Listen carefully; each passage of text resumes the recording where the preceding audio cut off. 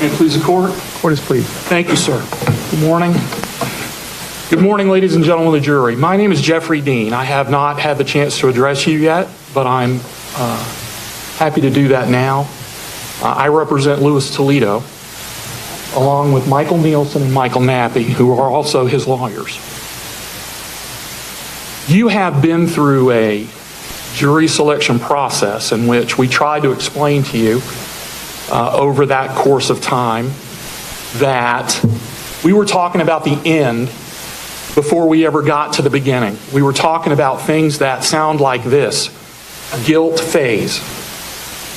It's really the guilt or innocence phase. We were talking about the death penalty like that was something that was a foregone conclusion for you because that's all we were allowed to talk about at the time. We weren't allowed to talk about our case yet. But we had to flush out your feelings about what the death penalty was going to be like in case we had to face it. It sounds like we have a... Now we've started opening statements, and Mr. Toledo's lawyers have still not addressed you about this case. You've heard about the guilt phase. You've heard about the death penalty. You've heard the state's opening statement and what they think they want to prove, and you've never heard from them about anything. And so I want to ask you to please do this, and I think the judge will instruct you on this, and I think it's the law. Please do not make up your mind about anything until the very end. And there's a great reason for that. And the great reason for that is that we always go last. In the jury selection process, you may have been here on days when we didn't speak at all because of that process. So we always go last. I'm going last again today. And so I'm just imploring you. I think it's the law, and I believe the judge will say it. Don't make up your mind about anything. It's not the right thing to do because you haven't heard the whole story. I would suggest to you that in the jury selection process, you heard questions about infidelity. It would not have been an unnatural assumption that since Louis Toledo was the one sitting in front of you, that you may have believed that he was the one that had an affair. And it turns out that's not the case at all. That's just one thing that we're asking not to assume anything, ever. And so we're asking you to wait. We're asking you to wait to decide because we go last. And it's not a trick, it's just the way the procedure is. We go last.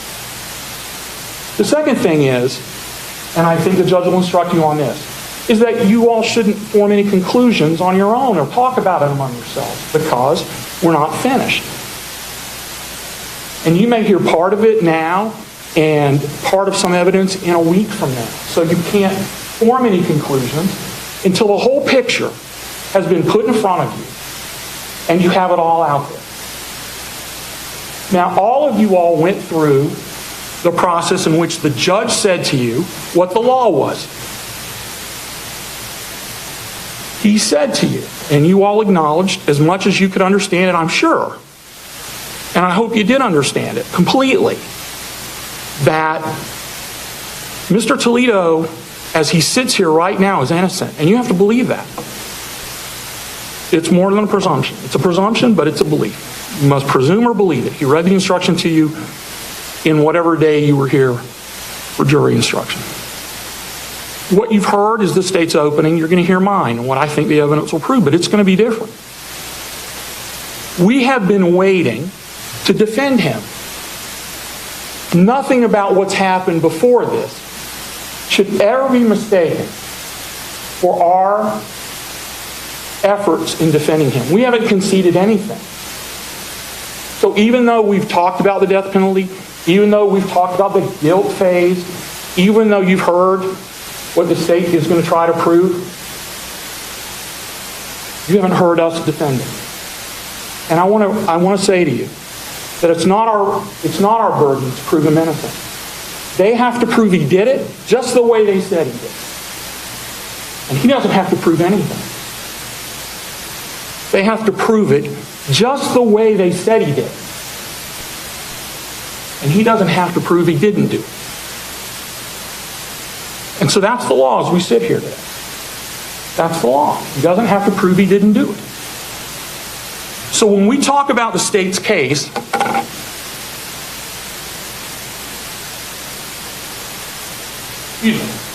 as we talk about the state's case, or what the evidence is, and what we think the evidence will be, I want to tell you that we're defending him. We aren't giving up on anything.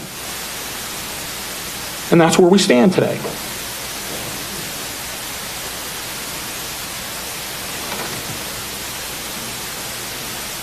We're counting on you, each of you, to follow the law.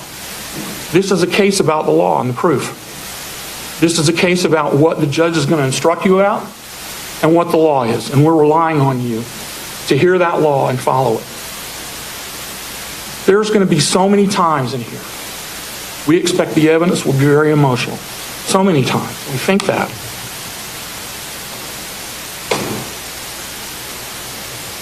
But we don't know how each of you will react individually. But this is going to be emotional.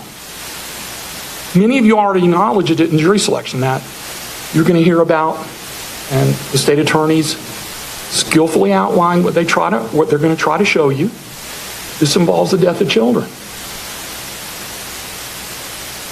It's been out there since the beginning. But let me say this to you.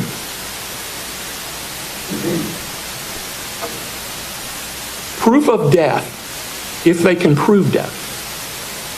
Proof of death is not proof of murder. If they can prove death. Proof of death is not proof of murder.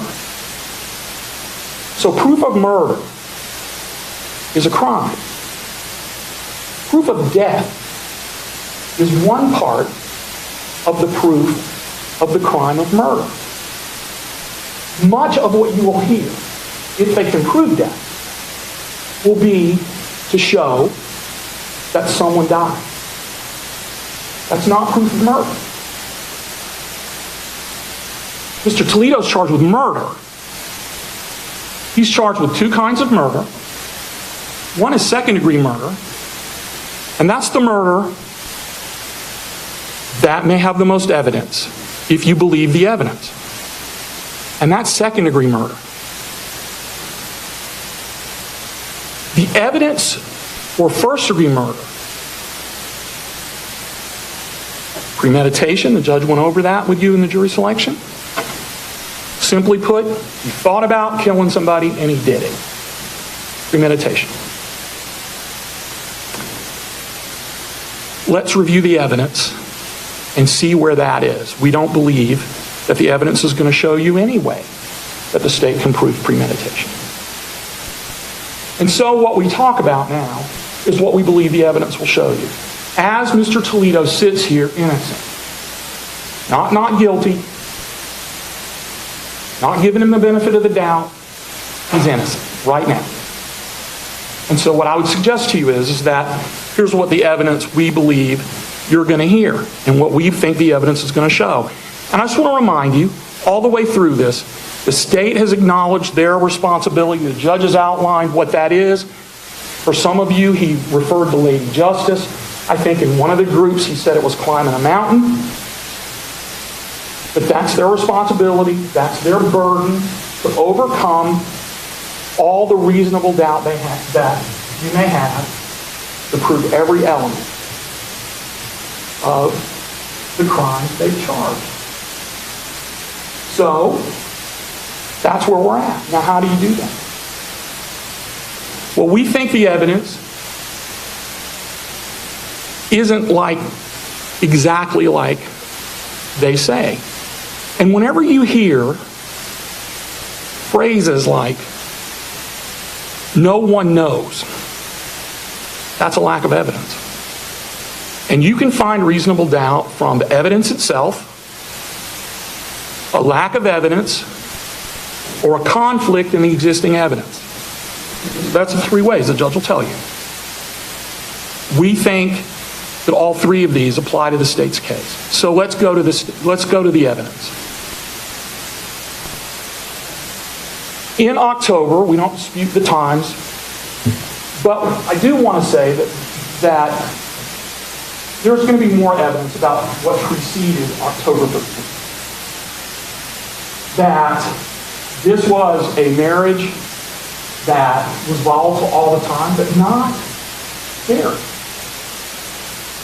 The witnesses are not going to tell you that they were afraid of Louis Toledo, that he's some kind of monster stomping around in his house. That's not what was going on. You have to understand the logistics of this. The logistics of this is, quite simply, Louis and his wife and kids lived in a house around the corner from his mother-in-law. She was there every day. They shared carpooling responsibility. These weren't people in isolation, living under some kind of authoritarian abuser. That's not the testimony. It never will be. The testimony is that they had a marriage that, like people have, especially when money's at issue, they struggle a little bit. But sometimes they did. You heard the state attorney say that Yesenia Flores was not scared of Louis. That's because she wasn't scared of Louis. She didn't have any reason to be. And that's the evidence. So you're going to hear testimony that in a vacuum sounds terrible. You have to have the whole context, and we hope to provide that. Which is they were together for 2 years, then they got married for 2 years, they lived together. Louis was the primary responsibility for his care. He was the caregiver of the children in the house. That was the agreement they had. Nobody was scared. He didn't walk around being scared. Now, did they have arguments? Sure they did. Especially not mine. He was in school. She was in school for a while. She had a job. This is what happened. Now, I don't want you to think that they never argued. They did argue. But nobody's going to tell you that anybody was ever feeling threatened or abused. There's no physical abuse. There's nothing like that. You have to have the whole context. So what happens now is that they argued about being together or not being together over a long period. Sometimes they were, and then sometimes they were reconciled, and it was always such drama. And I think we'll be able to detect that. Other people will say that she was anything. She was anything but afraid of him. And she was not. She ran that house. And he had duties that he didn't always do. Quite good with. And so they argued about stuff. So when they argued. And slowly but surely, nobody's talking about divorce, but she goes on this business trip. Here's where the tide turns. But you have to understand that we're talking to you now backwards. We know everything that happened. We know that who had an affair. We know what the text messages were. We know why people were acting the way they were acting. Because we're doing it backwards. But you have to do it forward with the evidence. And so you have to understand where people were coming from at the time. So Louis begins to wonder what's going on with his marriage because his wife isn't acting the same. Now we know why. We know why. But at the time, nobody knew why. Nobody knew why. So when we talk about how people were acting strangely, you have to put it in the prism of going forward where nobody knew everything. And so he's looking to find out what's going on, but he's upset because they're married. He understands, and I don't know if you know about infidelity, but these messages get silently sent sometimes, right? So he can tell it's not the same. And she does go on this business trip. And he's texting her and calling her, and she's not picking up. She's not calling back. And she's always going into a meeting. And she's not responding. She's out of town. She's not responding. And now he's getting upset. He feels a suspicion that this isn't going right, that something's different now. When she comes back, she wants a divorce. I think you're going to hear in the evidence that's the first time he's heard that. And it upset him. He doesn't know why. These arguments, the state and I agree on the evidence. These arguments were never different until now. You don't take care of the kids, I work. It's that stuff. Now, she wants a divorce. And she wants a divorce, obviously, because she's been with another man. However that made her feel, I don't know. And I don't care about that. All I want to say is that that's what happened. And so, you'll hear, like from some of the other witnesses saying, during this time, he was acting strangely. He was suspicious, and he was acting sneaky, and he didn't do things the right way. And, yeah, he didn't. Because he thought his wife was having an affair. He wanted a divorce now. And so now he's sideways. And so what happens in a marriage when this happens? She doesn't respond. They have this period of time where they're fleshing it out. It's going bad. He does put an SMS tracker. He didn't get any answers from her. The main thing to remember about that tracker is the reason you know about it is because you told the police he did. Lewis told him. They didn't discover it. He told him. He even offered to get them on there so they could see it. If you look at it online, you didn't need it. But the reason you know about it is because he told them. He told them what he read. He told them what was going on. He was upset. His wife's having an affair. That's it. It's not some honorary thing. You hear the state use the tone like, that's evidence. That's the evidence. And so they go through he does see it as it happens. And one day he sees her making a date to go to a hotel with the guy that she was with in Alabama. And that's enough. Now he knows it. And so he does go there. He does go to the place where she was, where he said he was. He goes there. And he tells her, and she denied it. Right away she denied it. He's there about the affair. He's there, and he confronts them, confronts both of them. He tells them he knows, and then he leaves. The state says because somebody called the police. You're going to see a little snippet of a video, I guess, that shows his car going by. It's there for 1 second. I don't know how you know that anybody's speeding away. Got in his car and left. Officer saw him leaving. Saw the car. It's one of those things in which, I guess, what happened is in the eye of the beholder, or what it is you want to believe yourself. The truth is, like that. I don't know how you tell it's you. Nobody said that. But he left right before the police got there. Now, later on, they talk during the afternoon, and later on they do end up around the corner at Mrs. Presumption. And she would tell you that she was often just make a woman up. The daughter would tell her daughter, who was called her mom. So, given that she wanted them. That was encouraged. This was a big blow up.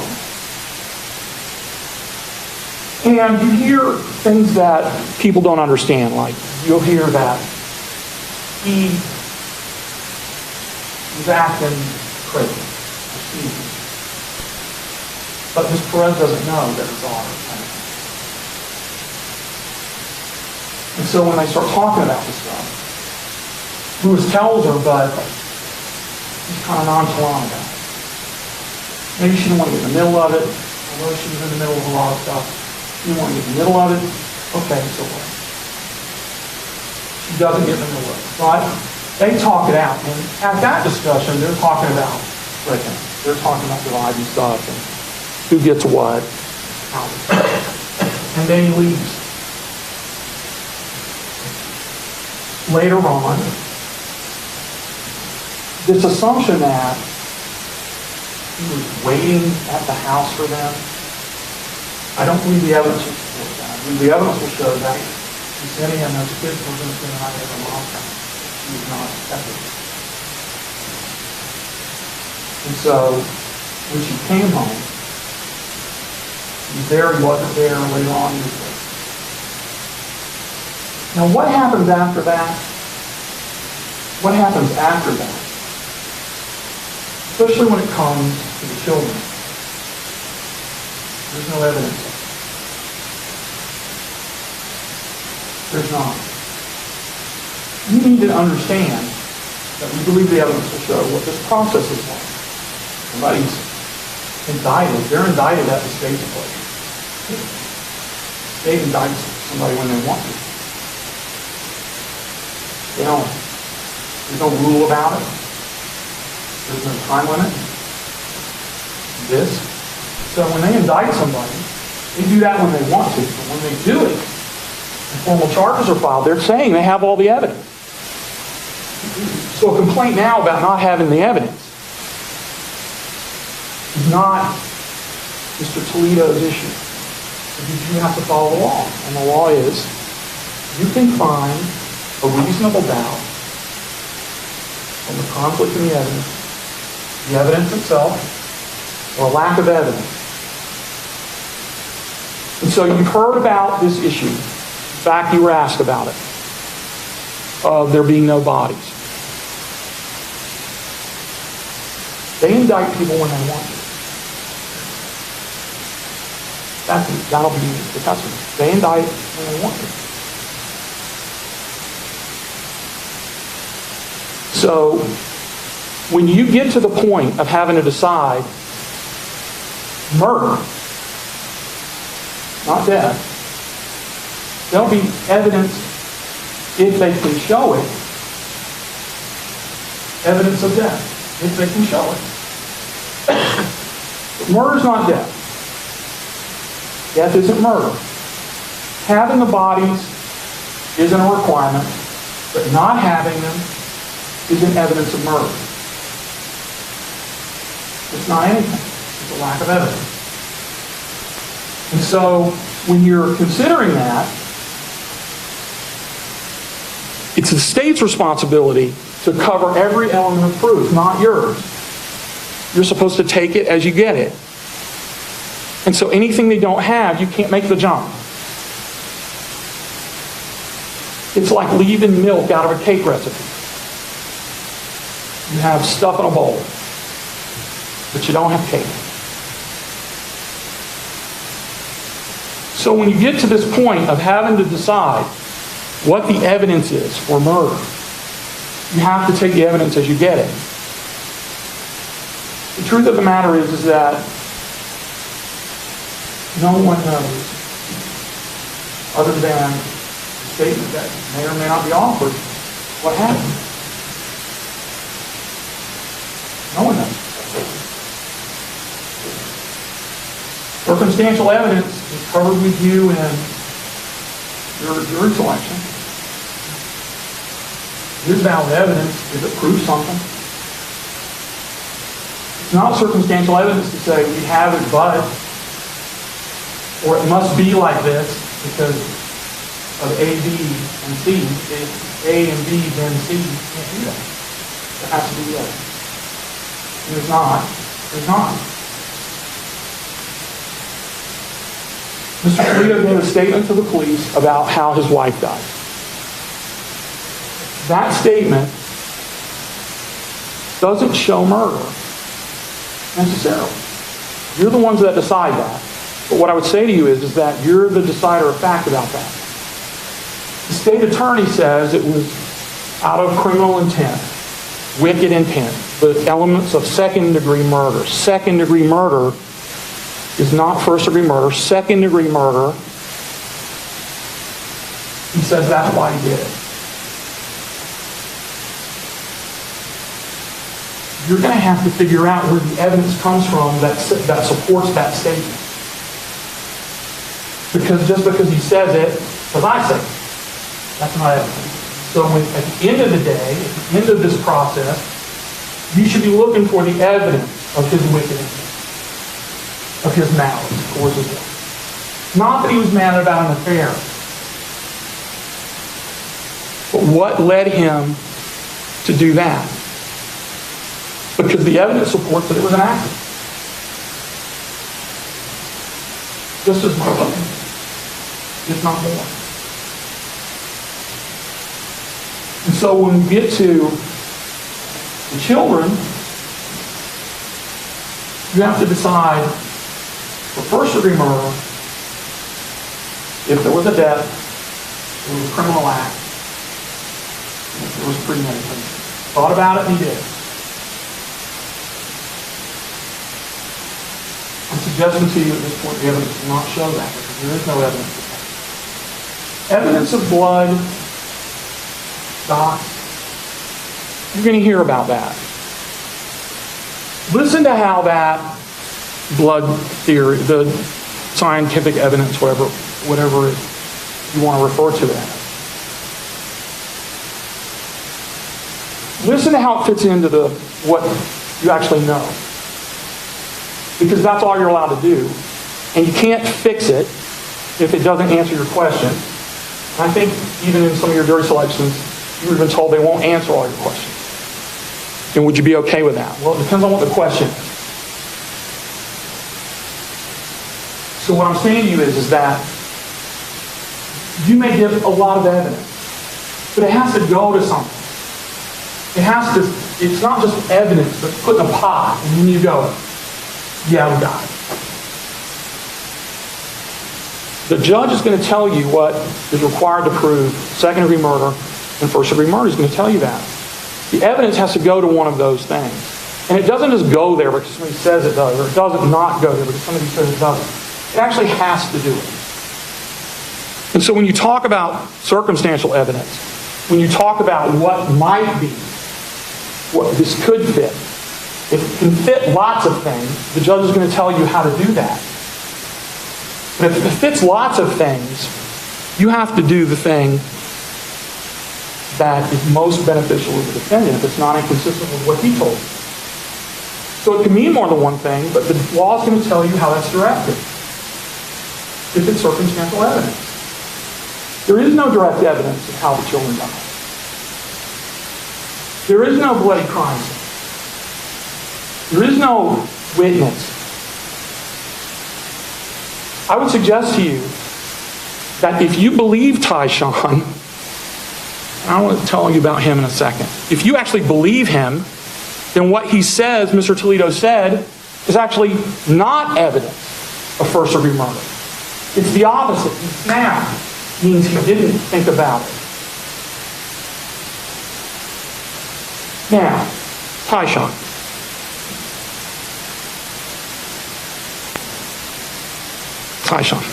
So,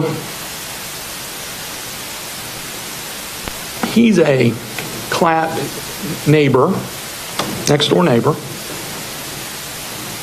Lewis and him go to school together. They ride together, go to school. And they spend a lot of time together. They play video games together, back and forth with each other.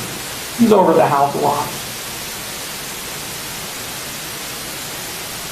In the morning of the 23rd, he says Lewis Toledo came to his house at 6:11. He knows that, but it's on his phone. He lives with his mom at this time. And his mom always checked on him before she went to work. And so he's at the house, and he says, Lewis came over and got him, and neither did I. So that's what happened. Now, Tyshawn told the police, this will be the evidence. He believed this will be the evidence. He lied to the police 3 times. They verified he didn't do it. He lied to them 3 times. Outright. Outright. So, he also lied to Ms. Perez. Outright. Here's what happened. So, the police show up later in the morning. Tyshawn's outside, like this day. Ms. Perez sees him, and she's looking for Lewis. And she's going to tell you she was upset. And she sees the next door neighbor. She says, "Have you seen Lewis?" He says, "No."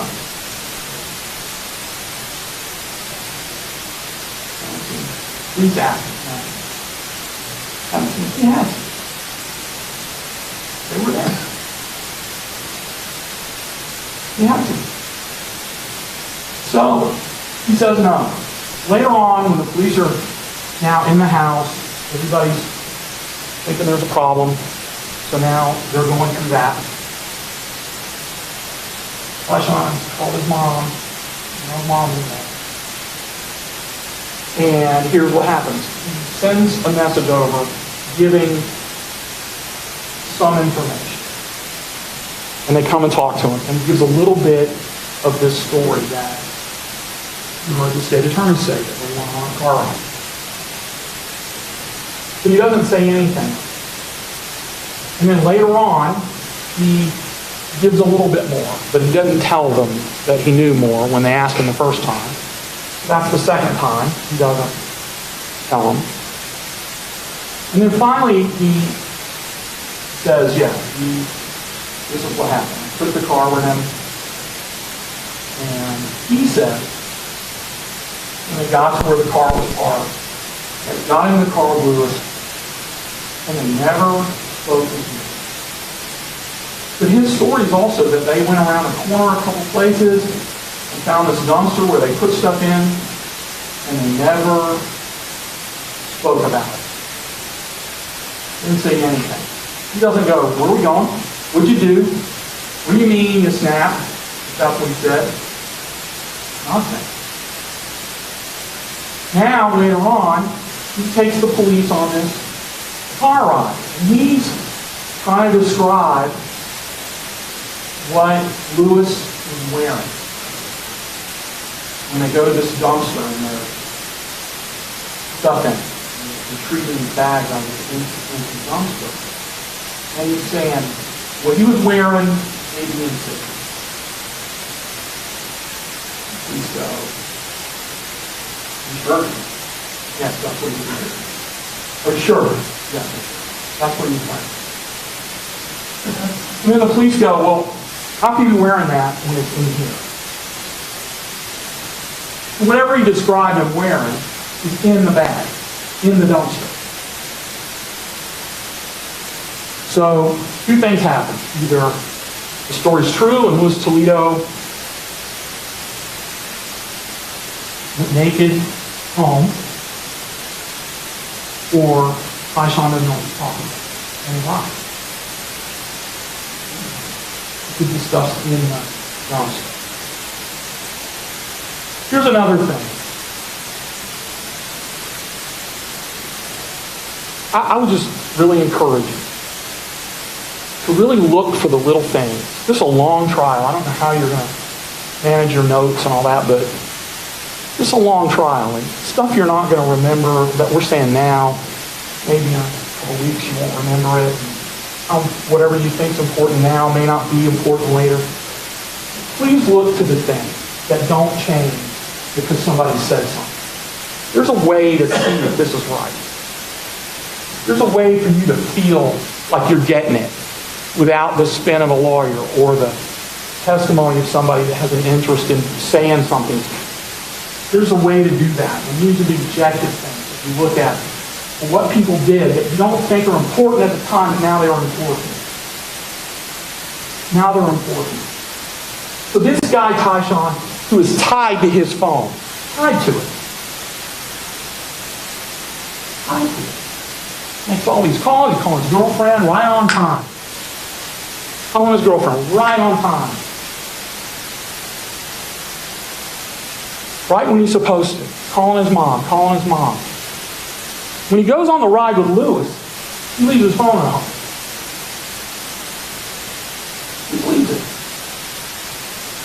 Doesn't take it with him. Sitting on his dresser. Why do you do that?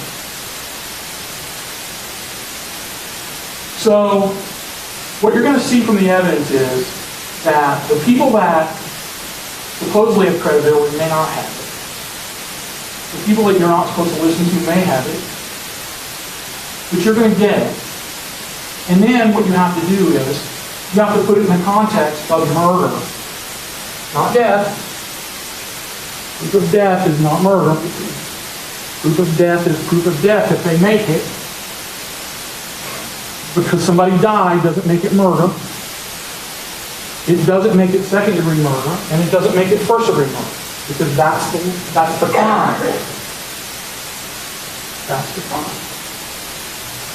So when you get to Tyshawn, you get to evaluate him. Right there, the judge will tell you, you get to believe what you want to believe about him. You get to measure him. See if he has the answers for you about why you lied to him that day. When the police got there, he supposedly knew all of this stuff that had happened. The police got there that morning, and the state attorney said, Louis Toledo, for hours, let the police think one thing, didn't tell them. The first person they saw was Tyshawn. And he lied right to him. He lied right to him. And he supposedly knew all this stuff. He did know. Why do you lie? Why do you lie? The issues are hard, they are life and death serious, and they matter about what the evidence actually proves. Not that there's evidence of something, but that it actually proves something. It actually has to prove something. It actually has to be evidence of premeditation. Not that it must have been there. There are no bodies. So how people died is not known. That's one of the things you're allowed to consider in premeditation.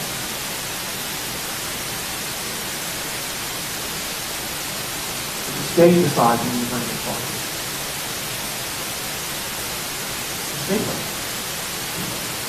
Now, having said that, what I would ask you to do